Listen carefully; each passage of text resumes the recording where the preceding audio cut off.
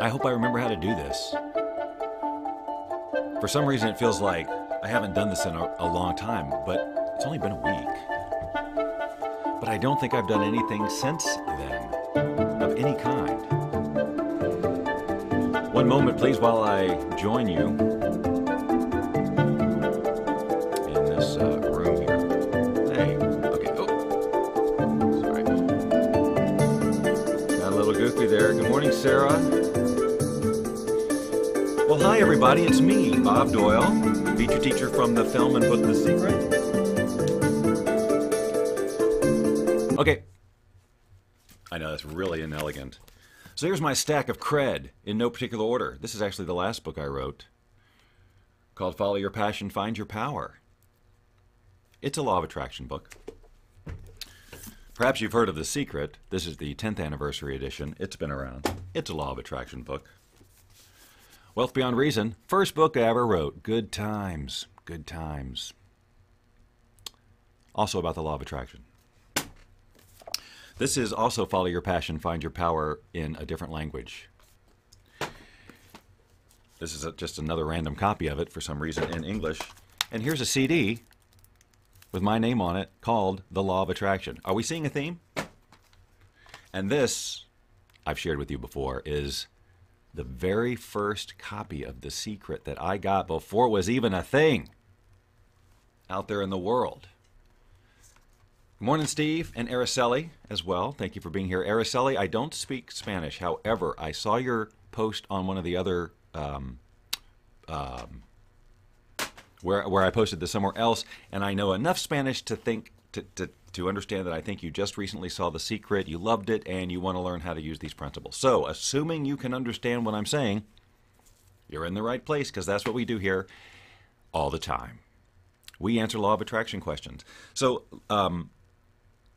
here's the thing. I've been teaching the law of attraction since around 2002. And when I started, I did it in the form of the Wealth Beyond Reason program. Perhaps that rings a bell because I just showed you the title of the book. This book was written based on that program, see? Ha ha! Yeah, and so I've been teaching. So I had a lot of digital programs over the years, and then The Secret came out, and speaking, and things like that. And the way I teach law of attraction now is basically two ways. One is these free Law of Attraction Q&As that I simulcast here on Facebook and also over on YouTube. Hi, Nora. And so that's where we can interact and you can ask your questions and all of that stuff and I can give you answers. I'm going to ask you about that in just a moment, by the way. And then the other is through group coaching. Well, I should say three ways. Through group coaching, basically taking this format here and bringing people into, obviously a private group where we really dig deep into your own stuff for a period of 90 days. That's the main way I get to actually impact lives directly. It's the most effective work that I've ever done, and I'm really, really super happy and proud of it. And I'll be talking more about that in the coming days because we're coming up on the next round of that. In March. So I'll be talking more about that too. And then the other way that I do this is, again, through this live streaming format, but to companies or organizations or groups who normally like trainers to come in and, answer questions, train their people, get their mindset straight. But that can be, kind of expensive sometimes to bring people in and all the logistics. And so I offer this service by basically doing it this way in an interactive way where they can still ask questions, still get their questions, real time back and forth, just like what we do here. Again, though, it's more pointed for a business or whatever. So I'm just letting you know that so that if there's at any time you go, I can't get enough of this guy. How can I get more? Now you know. Hi, Beth and Kathy. Nora, you're welcome. It is my joy and pleasure to do what I do. Okay, so now I'm going to change my tone. I listened to a Wayne Dyer audio yesterday, and I haven't listened to him in a while, and so I'm going to change. I'm going to ask you a question here. I'm going to change my tone. I'm going to try and bring it down. I'm not doing an imitation. I'm just going to try and bring my energy down a little bit. So I want you to ask yourself a question. Now that we're all here, what is it that you hope to get from our time together with these Q&As? What is it that you hope to get out of our time together? What's your intention? The intention is very important. What is your intention when you come to these Q&As to listen or ask questions? What is your intention? What do you hope to get out of it? Hi, Theodora. Yeah, Wayne is great. Wayne Dyer is, I wouldn't be sitting here if it weren't for him. My very first foray into the personal development market was in 1998 with a binaural beats meditation CD called Flight Waves, and that was completely inspired after I heard his manifestation meditation audio, and it just turned that began the process of turning on a lot of lights for me. It would be 4 years before everything came together and I really got it, but that was the beginning. Kathy says, how to handle my relationship. Okay, well, we can talk about relationships for Scherzels. Let me make a note of that. Oh, I see. That's your intention for being here. So obviously, Kathy comes to a lot of these, and so she hears me say, you know, the thing about the law of attraction is it doesn't change. So it's always about finding different ways to say kind of the same thing, to communicate the truth of it in a way that you can resonate with, that applies to you, and so on. So that's why we do what we do. So hopefully, as Kathy has been listening to this, she's taking the general principles and applying them to relationship, although we often spend an entire broadcast on relationship because it's absolutely key. So I'll try to get back around to that, okay? What else? What else brings you here? Now, some of you I know are in my group coaching, and you know, maybe you're just here because you like hanging out, and that's cool. Or maybe hoping to pick up a little thing here and there.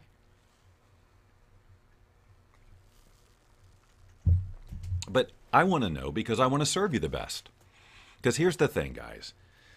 There's no shortage of law of attraction Q&As out there. There's years probably worth of video on YouTube or wherever of people talking about the law of attraction. You want your questions answered, there's 8 zillion places you can go. Now, you may not get the same answer as me, but you know. So the reason I ask this is because a lot of times people just like to know that they're getting information, but what are they doing with it? So when I say, what is your intention when you come to these Q&As? Is your intention to listen, ask a question, hopefully, get a response, and then do something with it? Or is it more of I want to hear something different that I haven't heard before, and I'm going to keep asking this question to different people until I hear an answer that my ego likes? That happens a lot. I'm all about results, ladies and gentlemen. That's why I started doing the group coaching program, because I felt like I was just putting stuff out almost into a vacuum, because I do know that most people, and it's really a very high percentage of people, don't do anything with the information that they learn about how to change their lives in a way that they actually want. They spend their whole lives dreaming of a life and keep saying that this isn't the answer, this isn't the answer, this isn't the answer, and they don't understand that it's not the information, it's them. They're not really ready.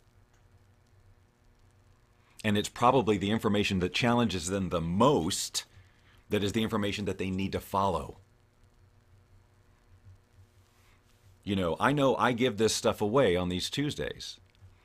You know, I answer all these questions, and the people who do work with me deep in the group coaching know that I don't give different versions of answers to them. I may go deeper with them on an individual basis. But you know, it's not like I hold back and say, well, here's part of the answer, and if you want the whole thing, I never do that. I always try to answer the question to completion with the time that I have. Now, these live Q&As are 30 minutes, so I do try to get them as concise as possible. And if you really want to dig deep, if you really want to go, then yeah, you join the coaching program and we get serious about it, right? But until that time, until you know that that's what you want to do, what is your intention for seeking answers from me or anybody? Because if you're waiting for answers that feel good and seem super easy and no challenge whatsoever, and think that those are going to be the ones that get you where you want to go, that's why it's taken so long. You can't stay comfortable where you are and expect to be somewhere else, spinning at a higher vibration when you're insisting on, no, no, I need this one. I'm comfortable here. Even though I don't like aspects of it, it's more uncomfortable vibrationally and energetically to make this shift to something greater because it's scary. I don't even know what that might be. So here's what I invite you to do when you listen to these. See where you're triggered. See where you're challenged. And if you hear something that calls to you and you know that there's some sort of an action you should be taking, try on taking it. Theodora, how to help us stay in the way because it's a lot of work to stay in the way. I guess maybe I think you're talking about in the mindset. Well, okay, but you need to change that conversation too. Instead of saying, it's a lot of work to stay in the conversation, what if you played with telling yourself that it's really easy? Because it is our natural state to be manifestors. We have worked our way into this limiting belief process. All of this. We've worked our way as a species over time. It's not our natural state. Our natural state is, abundance and creating our reality and following our passions and taking action and being bold and being who we really are without apology and not worrying about what other people say. That's our natural state. I got way out of Wayne Dyer mode, by the way. But Sarah says it right here. The uncomfortable change is not only so worth it, it's absolutely necessary. The discomfort doesn't have to be a bad thing necessarily. We interpret all of that. When we get uncomfortable, we are trained to go, I don't like discomfort. This is bad. Rather than, well, this is a part of the process that needs to absolutely happen if I'm going to shake loose this so I can welcome in this. So when you come and ask your questions here, just know that I'm answering them knowing that if you take action on them, if you consider them, if you meditate on them, if you whatever, there's something there for you. I've been doing this a very long time, and I feel like I've got a really good grasp on this, and I absolutely know why you get stopped. And how powerful that ego is, and how it keeps you from taking action, and how it rationalizes away you doing the things you know will bring you into alignment with what you want. And so my work is about identifying those things, calling them out, and losing your ability to tolerate them anymore. Because you will tolerate your life away.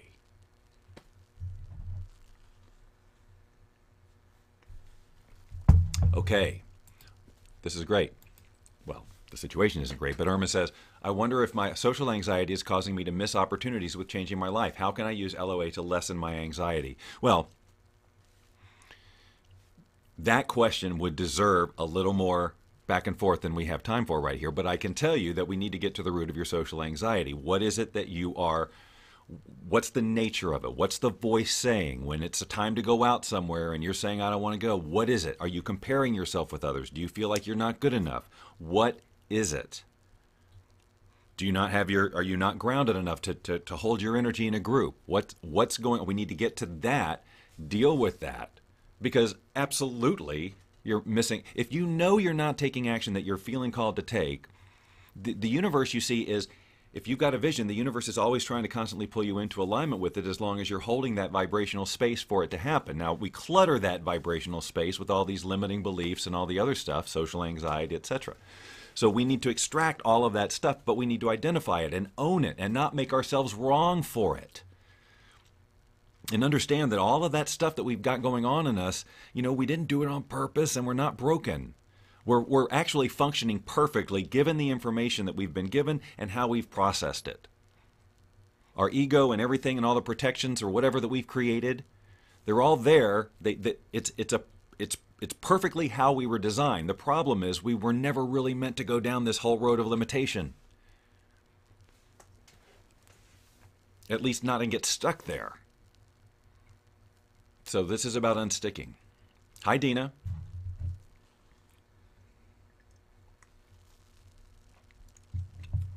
Okay. So that brings me to the question of the day. And I haven't forgotten you on the relationship, Kathy, but I've got so much stuff out there on relationship. It might better serve you if I find that link and post it here in the comments. Speaking of links, I forgot to do this. I'm going to do this right now. If you want to be reminded of when this happens, when all this magic happens, you can post that link. No, I posted it. Oh, sure, you can post it. You can post it all over the world. Please do. Make it part of your email signature. But if you click that, then you'll go through the process of basically saying, yes, you want to get notified when I go live, and hopefully that happened for some of you here today. You got that notification because technology is perfect. It never breaks. That's what I love about it. It's flawless in every way. Okay. So here's my question for you. Now, I'm going to tell you right now, there's an element of trickery in it. It's just how I roll, sorry, but here we go.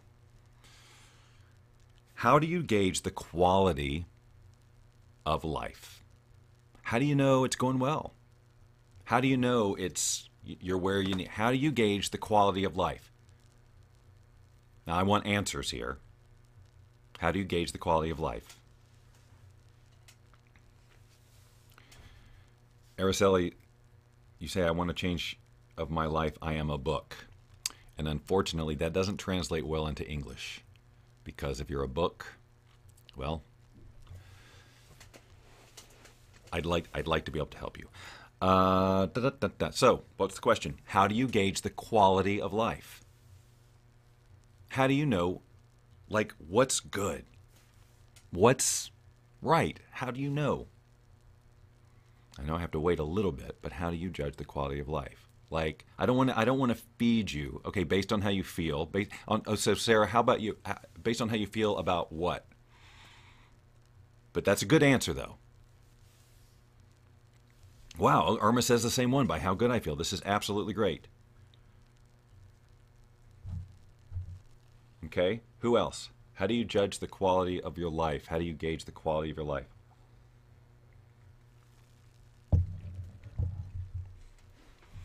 And if you feel, if it's the same answer for you guys as Irma and Sarah, that's okay. Nora says, isn't that a personal feeling? It absolutely is. And I am asking a personal question. I'm not saying there's a universal truth. I'm saying, how do you gauge the quality of life? How do you gauge the quality of your life? Not the quality of everybody's life. Perhaps I should have been more specific.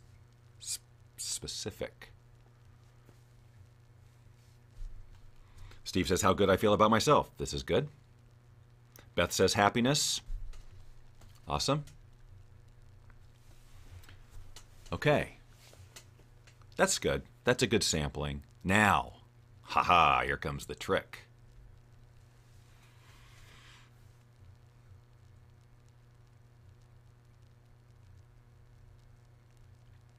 I screwed it up. I did it backwards.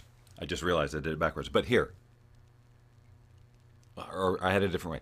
Here's the thing. Here's the whole point of this. I know this is like, I told the punchline first. No. How do you judge the quality up? Now, so that's the idea. Now, no, I did it right. So here's the question. Is that how you do gauge the quality? I did it exactly right. So, all is well. Is that how you do gauge the quality of life? Or is that how you feel you should gauge the quality of your life? Now, here's why I'm asking that. Because it's all very well and good to say, I judge the quality of my life by how I feel. But what triggers that feeling? In other words, like, there are some people who will say, I gauge the quality of my life on how I feel or whatever. But really, if they wake up and they don't have enough money in the morning, they go, my life sucks. I need you to be clear on how do you really judge the quality of your life. Not what you should, quote unquote, or what's the best way to do it, or how you try to most consistently do it. How do you judge the quality of your life? Do you judge the quality of your life when your internet goes out or what? Now, I know that those things spawn a feeling. I'm trying to get to choices around feelings. That's what I'm trying to get to.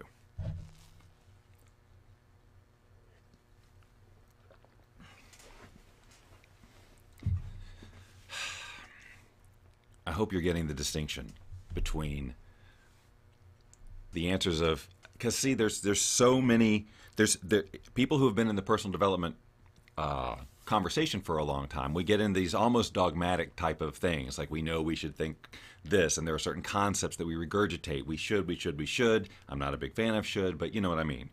If we want to be enlightened, we should do this. If we want to be conscious, we should do this. If we want to do that, we should feel this way. We should be, as conscious people, we should be judging the quality of our life on, how we feel, our relationships, these types of things. But how do we really judge it? What really gets under our skin? Is it somebody who cuts us off in traffic? Oh, God, this always happens to me.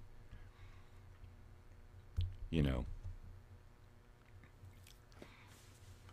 says money is a big one for her. Right. Irma says, I was a depressed hermit for a long time, for a long life while working on changing myself, and now many of the days feel like springtime and hope, which is good that I feel. When I feel this hope and positivity, I feel like I'm moving forward, and then I'm propelling myself with the good feelings, and you have the option of feeling those good feelings all the time if you want to. That it's such an inside job, our feelings. And one of the things that I got from listening to the Wayne Dyer thing was just that underscored again. I mean, I always talk about, how we are creating our reality with our interpretations of what this energy is. We make up everything. We look at something and we decide it's bad because we decide that. Now, we could decide that independently, or we decide that because a lot of people have agreed on it in the past and we've learned that it's a bad thing or a sad thing or something we should be angry about or something we should hold a grudge about or something that should make us worried or scared, but it doesn't mean that it's true. We just make it up. We decide. It doesn't feel like a choice anymore because it's so freaking wired. But what would happen in your life if you didn't have to worry about stuff first? If everything didn't have to go through that filter of concern or worry or fear or extrapolation of all the bad things that could happen? But guys, I'm really super guilty of going down that road first. That was a habit that was born in me, or not born in me, but ingrained in me over the course of my life as a youth. I learned to look for the negative. That was sort of, we were in a stressful financially thing, and it was just like I just learned to be skeptical. I learned to be analytical. I learned to project and prepare for the bad stuff, and that's wired. So it's something I have to be very super conscious of all the time. And notice, wow, this negative thought that I'm having, if I can step back from it for a second, it's just an automatic response. I've learned to have that response. And what if I didn't? What if I could choose the absolute opposite response? If it's something that I always 100% of the time get angry and pissed off about, what if in that moment I chose to be elated about it, trusting that in some way it's helping me to grow, it's helping me to change, getting through this upset is part of my evolution. So you celebrate it. I know your ego doesn't want to do that, but what would happen if you could do that? How would life be different if you could literally reframe just about anything that annoyed you into something that was great? How would life change for you? How would you be different? What possibilities might open up for you when you start seeing the potential good outcome in something instead of a bad one?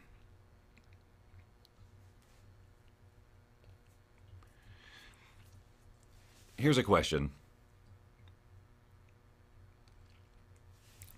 When you're faced with an action to take, let's say it's in alignment with your vision. Okay, you've got a vision, you want to do this, you want to be this, you want to have this. And you're doing this work and you get a little nudge to maybe take an action. Do you think more about why you should not do it or why you should? Because that automatic way of being is a huge billboard for you. And it's a gift. If you go negative first and you can recognize that and you see that that's a pattern in your life, it's a gift. Especially if you look back at the times when you feared the worst and it wasn't true. Countless times. I'll bet you there are countless times when you created scenarios that created all sorts of upset and wire and trauma, and then they weren't true. It didn't happen.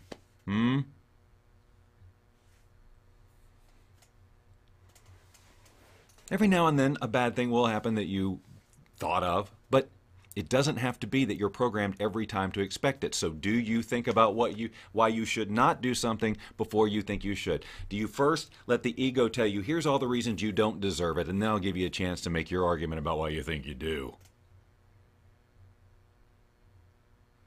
Noticing that.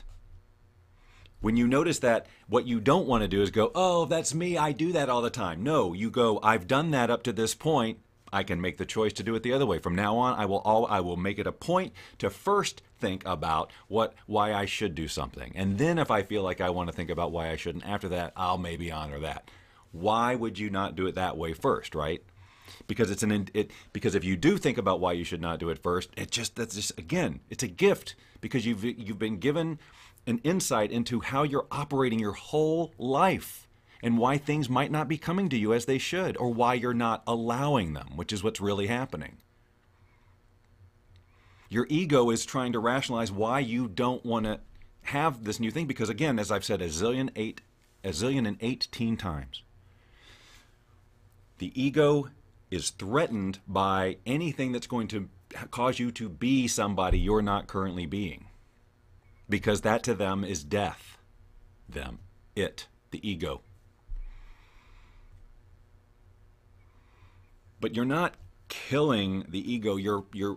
Because your ego is always going to be with you. It's a vital part of who you are and your identity. It's part of being a human. It's just gotten a little out of control. Sometimes a lot out of control. But you want to bring it along for the ride. You're not trying to kill it. You're not trying to make it go away. And it's not the enemy. And if you treat it like that, it's going to be harder for you than you need to. You can, it can be frustrating, but just remember that it's all part of the perfection of who we are as humans and how our brains work. All that wiring, the stuff that created the ego, it can serve us. It can, that miracle, it's miraculous that we feel so limited, because we're not. It's miraculous that we can create these ridiculously untrue, horrible scenarios when they're not. It's miraculous that we can actually create that reality, except it's a negative one.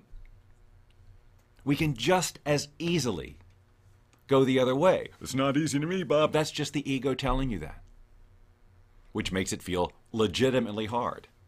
But every time you sit there and go, God, this is hard, the ego goes, hooray, yes, it's hard. Just keep saying that over and over and over again. Keep making excuses for it.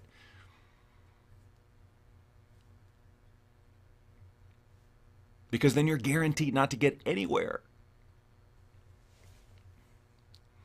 Right, Dina says, I make the decision, then the ego tries to discourage me. Right, so you're clear, you say, I'm doing this. You don't check in with the ego first. You're following your passion, but then now the ego comes up. Yeah, whether it comes up before or after, you still got to deal with it. But it sounds like in this case, well, I don't know. Maybe I don't know what order you thought about this particular decision, whether you thought about what you should not do or should do first. But I know for me, it's very often it's the why shouldn't I? Why can't I? And that's something that's really been in my what's the word I'm looking for? Recently. Like, I'm really seeing lots of areas where I still do that. And the gift is going, I still do that.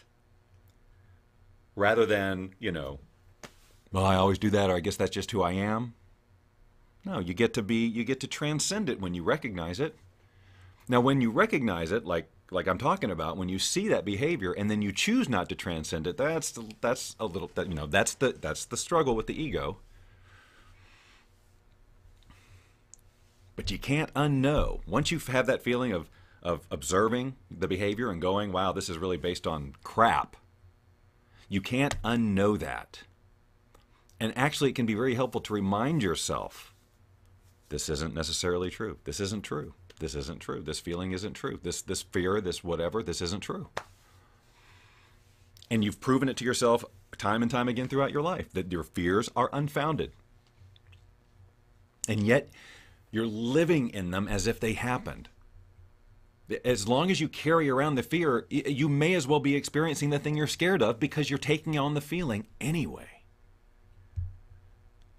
So in that way, you have manifested the worst thing, because you're living your life as if it's happened, because you're fearing it. And I guarantee you, there's nothing you're going to do in that state that's going to move you closer to your vision. You're not going to be in vibrational alignment with it. What you're going to be stuck on is the horror, the mess, the vibration that just keeps you stuck and spinning. And that's one of the reasons you come here, get this little boost, but then you have to do something with it. You know? And look, I know that this law of attraction stuff and getting your questions answered and then going out into the real world and trying to do this stuff isn't always easy. That's why I have the group coaching program. Guys, here's the thing, and this is not a big push for the group coaching this time, but I need you to consider, for those of you who are watching who have not done group coaching with me, that if you've been working on the law of attraction yourself for a long time and you're not getting anywhere, you need a different level of support. Plain and simple.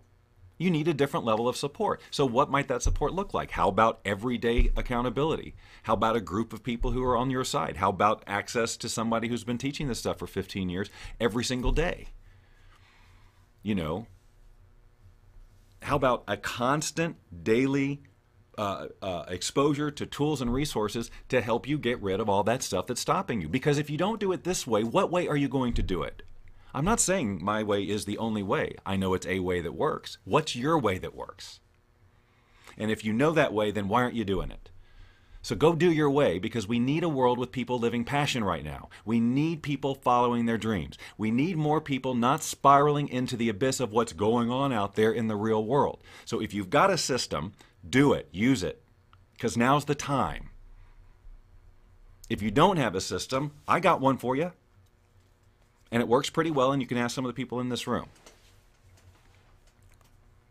Almost cruel that I'm not telling you how to do it. If you want to, you can go to boundlessliving.com/group coaching and jump right in. See, that's the only time I said it. This time. I know it, you know, look. It's investment, it's expense, it takes time. I gotta tell you every single little thing you could possibly know about it. But I have. I've told you what you need to know. And that is that it's going to help you make quantum leaps in your journey. End of story. Okay, Irma says, yes, I am wired for negativity, gossip, and anger as well. I'm working on that, but the people who have invited me out are also negative and gossipy from work. Yes, yes, yes.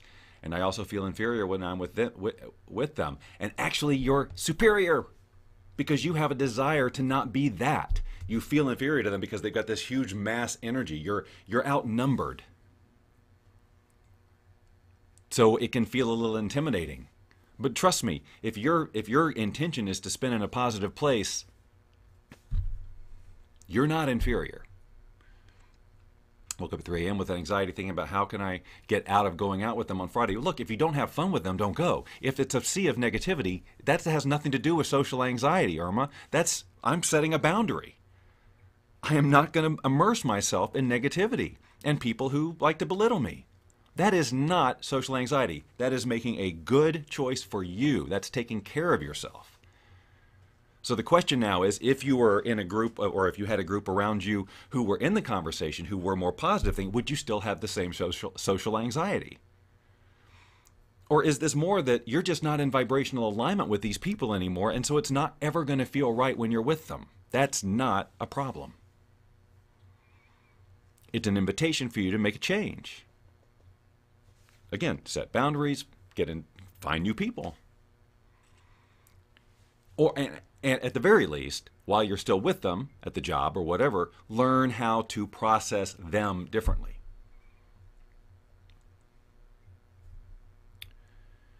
We got an amen from Sarah.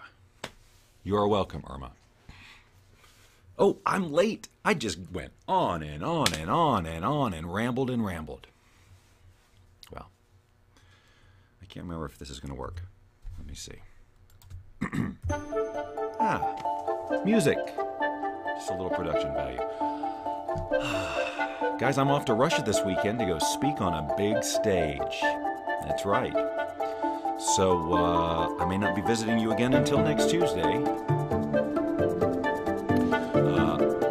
And until that time, you can ask your questions, comments, whatever, contact me. I'm here for you. That's what I do. Make the rest of your Tuesday awesome, or else.